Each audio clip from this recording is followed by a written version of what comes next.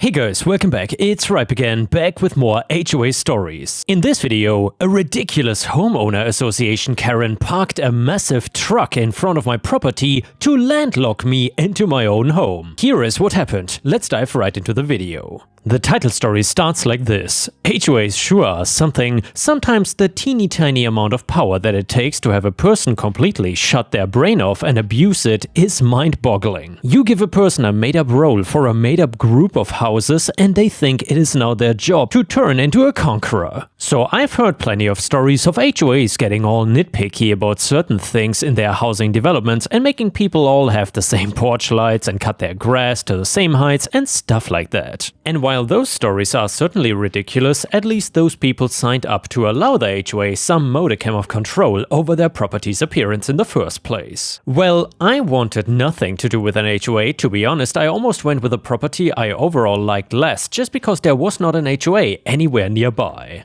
And by the way guys, I'm curious, if you found your dream home for a dream price but an HOA would be involved no matter what, would you buy the house? Let me know in the comments. Anyway, I guess the way things turned out, I ended up with the property I like better and a fun story, although during the events of the story I don't think I would have treated it quite so optimistically. I guess I should take things from the start and actually tell the story before I waste too many words. So I'm by no means antisocial, but I'm introverted. When I was deciding where I wanted to purchase a home, I knew that I wanted to be away from the city and its little slice of suburbia. I worked with a company that was already hybridizing and allowing more remote positions in order to save on office space, so I did not even have to worry about making it into the city every morning. I still wanted to be close enough to the city to have an easy trip into town for errands or spending time with my friends. My favorite property, the one I ended up buying, was out in the county without much going on around it except for suburbia's attempt to infect the woodlands. The property needed some work and the home needed some renovations, but I had just gotten some settlement from something that might deserve its own story to feature in down the line. So I purchased the property and hired out the work to update the home and tear up the overgrown foliage to replace it with new grass seed for me to cultivate. I only had this work done in the direct surroundings of the home. The whole time this work was being finished, I was finishing up my lease at my apartments. I had not lived in the house at all, and yet I was aware of the HOA. When I met the HOA president, she even made a few passive statements that seemed to imply there was no outcome other than me ending up under their control. I chalked this up to her cheery demeanor and just ignored it. As soon as I moved into my new home and as a result gave the HOA my address, I started receiving invitations to sign up with the HOA in my mail. Some even had little gifts or promises of what I could expect while I was part of the HOA. I tossed the first few bribes in the trash and moved on with my day-to-day life. I was not expecting the situation to go any further. Any sane person would understand that our interactions could be completely there,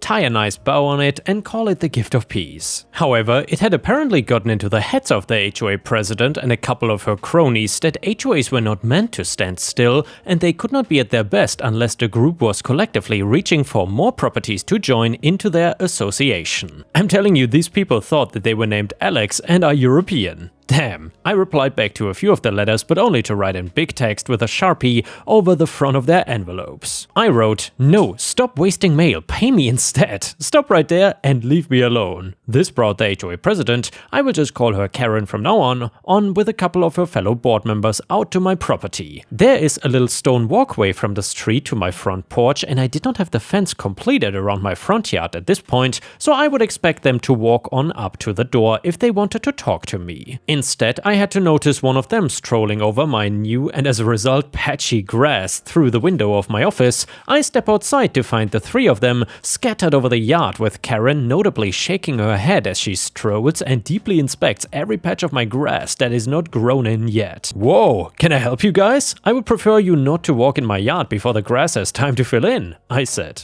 All three of them turned their heads, but Karen waved off the other two and walked up to me. I did not like her telling the other two HOA board members to disregard me, so I ignored her at first. I said, "You two, don't just ignore me because she waved you off. I want you on my path if you're gonna be in my yard. If you continue how you are, then you will be trespassing." Karen said, "There's no such rule.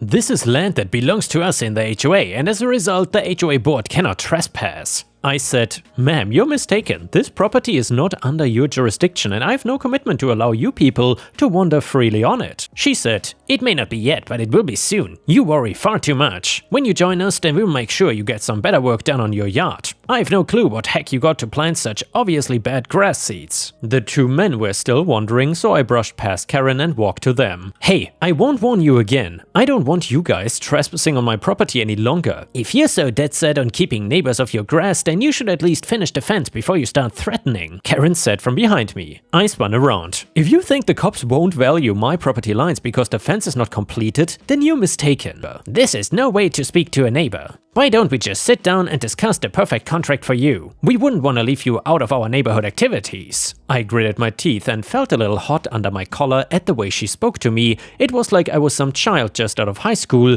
and fumbling around with crap I didn't understand, instead of being an early 30s person with a successful career who finally settled down in a home that fit his dream situation. Well, nearly fit it. "The perfect contract is the one that is in shreds at the bottom of my compost pile. You don't even have communal spaces open right now in the neighborhood, so unless I was determined to experience your bogus parties and meetings, I would have no reason to want to join your HOA anyway. Either way, this property is mine and I will take care of it." When Karen just continued her oblivious yapping at me and her companions continued to wander around on my young grass, I finally went back inside to call the cops. I got a bit paranoid that they might actually not do anything with the fence incomplete, so I improvised a bit. I have a handgun, but I didn't want to actually risk doing serious damage to someone, so I grabbed an old hunting rifle from when I was a teen and brought it out to the front porch. I loaded it and prepared it silently on my porch at first. It was a good chuckle when I saw that they had locked their attention onto me partway through the process,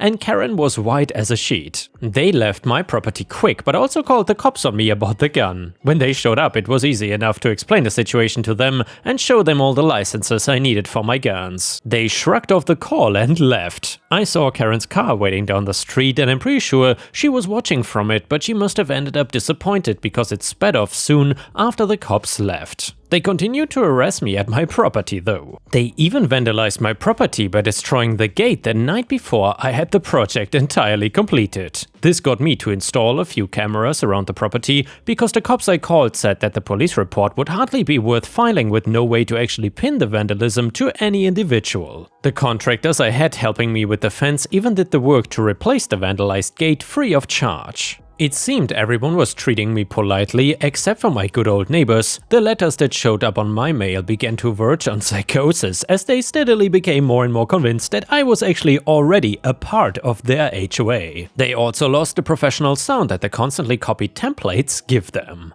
Instead, I could imagine Karen sitting down at a computer and typing with her two index fingers, because I know that bee cannot be technologically illiterate, out with angry clacking, probably with a cup of cheap red wine on her desk too, so then I decided to crash an HOA meeting at this point. This put me in contact with some of my actual sane neighbors and I got to hear the mumblings that people were not happy with how the current HOA board was managing the neighborhood. It seemed that they had plenty of time to harass me because they were hardly doing anything to care for the actual stretch of the world. Apparently it was a growing topic of frustration that the HOA board seemed intent on expanding their reach for some reason. The meeting started and I stood up when they asked if there was anyone in need of assistance from the HOA. I simply said, I actually don't need help or involvement from the HOA like it seems your own neighborhood does. The only thing I would like to ask is that I stop being harassed for not joining your HOA, and I think it will help matters if your actually HOA is aware of just how much effort you're putting in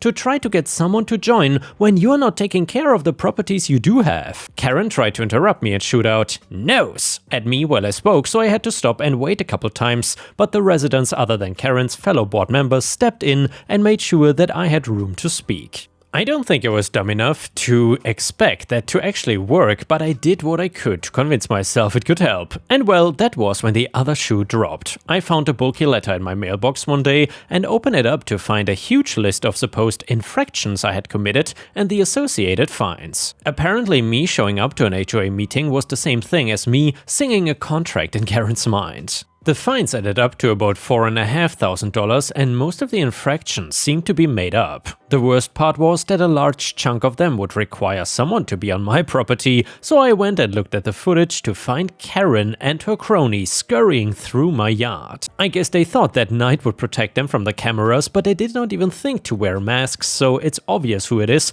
that the footage shows. I of course refuse to pay the fines. That is when Karen fully loses it. As far as I can tell, I get contacted by my bank and by the credit reporting app I use to hear that someone is attempting to put a lien on my property without my consent. Then when I step outside to drive to the bank so I can discuss what options I have in the situation, I find that where my property faces the street, there's now a semi-truck parked and trapping me inside. Karen sits in a chair on the other side of the gate looking smug. I walk up and tell her that she needs to move the truck or I will call the cops. She then makes the insane claim that the street belongs to the HOA and that she is in charge of the HOA, so thus she owns the street. Even if that is true of the street and the actual housing development, which I highly doubt, it certainly is not 4 stretches of the road that don't even touch a single HOA property. So I call BS and repeat that I will call the cops. She calls BS on me, only to panic when I actually started dialing the number. She immediately tries to get me to stop until I start speaking in a way that makes it clear that someone is actually on the line. She grabs my attention away from the call by saying that she will move it, but I have to hang up. I only listened long enough to tell me that her friend that put the semi there is not available right now and she would have to wait for him to come back before it could be moved. So I continued my call. When the cops finally arrive, Karen is easy enough to lead from the property, but the semi presents a few issues. Of course, neither Karen nor her friend actually owned the thing, so the company that owned it got a driver out to pick it up, and from what I understand, she was involved in a minor lawsuit with that company and her friend got fired. After all this, Karen still had the audacity to bring a lawsuit against me. I guess she stole the idea from the company that sued her. I laughed when I looked over the lawsuit about how I had caused her apparently so much stress that made her physical wellness suffer, and how I had unlawfully brought third parties into the situation with the semi-truck. She wanted me to cover the cost of her settlement with the shipping company, as well as mental and physical wellness compensation. I just laughed and looked at the suit as a gift from Karen to me. I went to my lawyer and we immediately filed countersuits with all the evidence from cameras and the existing police reports.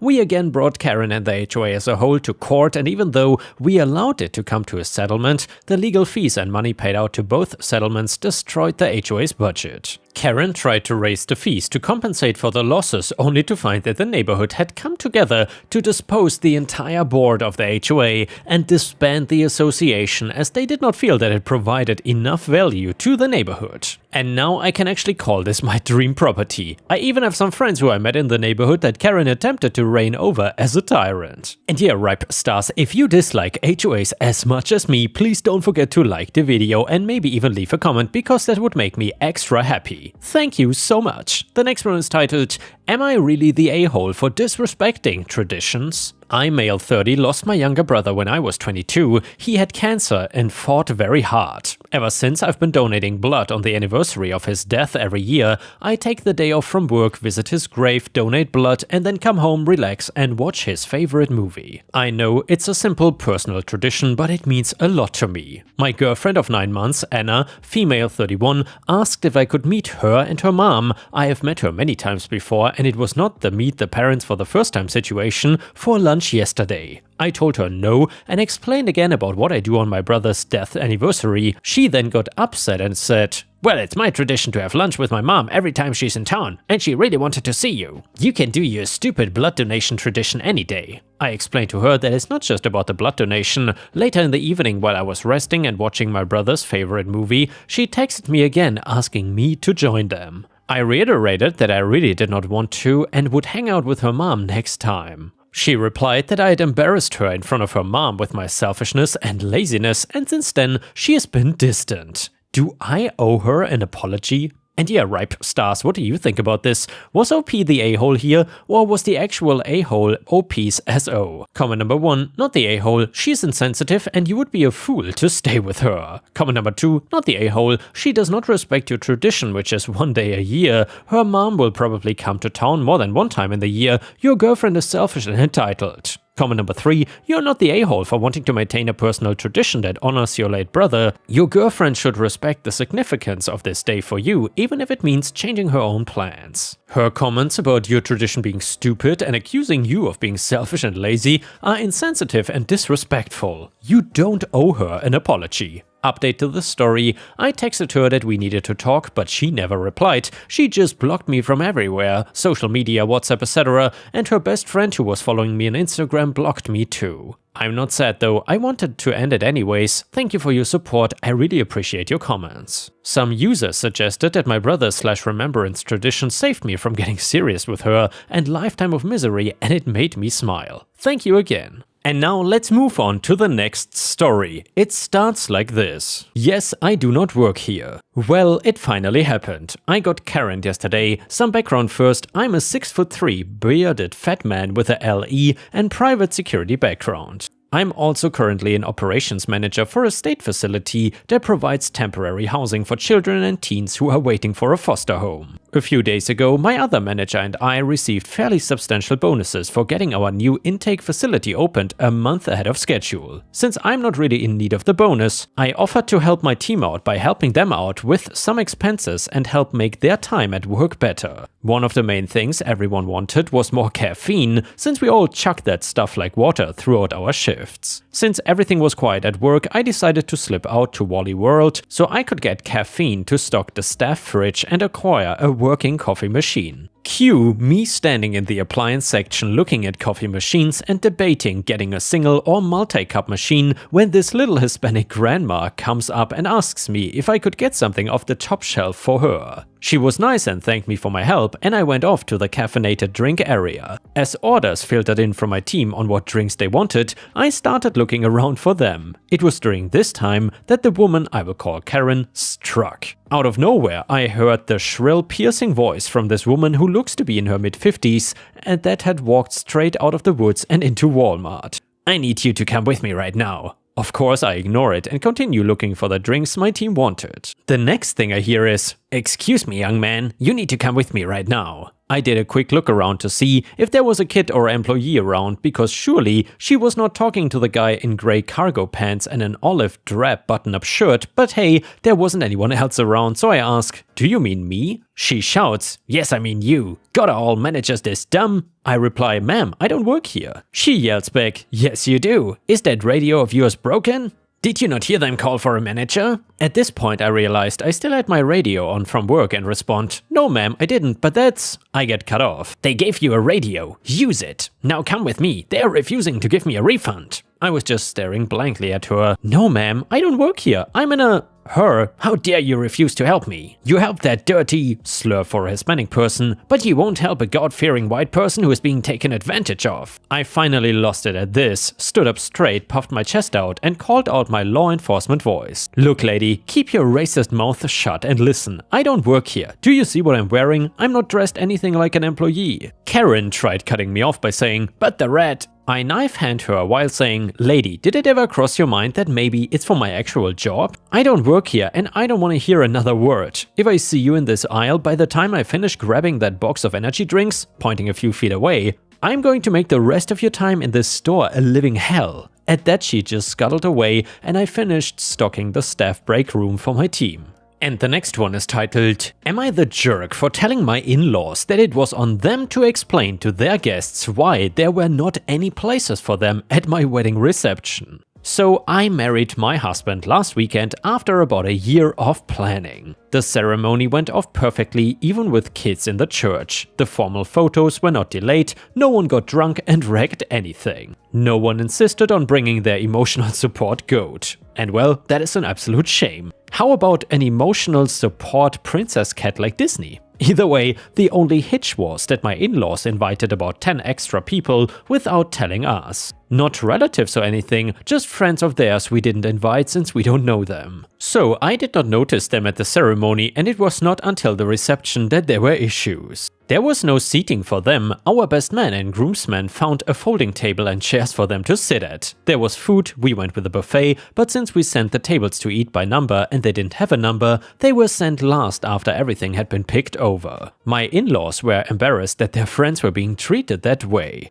I then very politely asked them what they expected when they invited people without telling the people planning and paying for the wedding. They said we needed to go apologize for their treatment. I said I would, but I would also explain that they had not actually been invited. If they wanted their guests told anything else, then they had to go explain to them. They are upset with me, but my husband has my back 100%. I think I could have been more gracious, but I also think it should not have fallen on us to deal with it. And yeah, ripe stars, I would say 100% the in-laws are the a-hole in this situation. However, funnily enough, I guess this also depends on which culture you are from. So, for example, at least what I've heard here, for people who got married in Thailand, in Thai families it's common that the parents actually invite the most people to the wedding. So as an example, if I get married to my fiancé, usually in super traditional weddings, not something that we would do, we might invite like 50 guests or something, but the parents could invite like 100 plus or whatever. As I said, that would not happen at my wedding, but I've seen it happen in other weddings.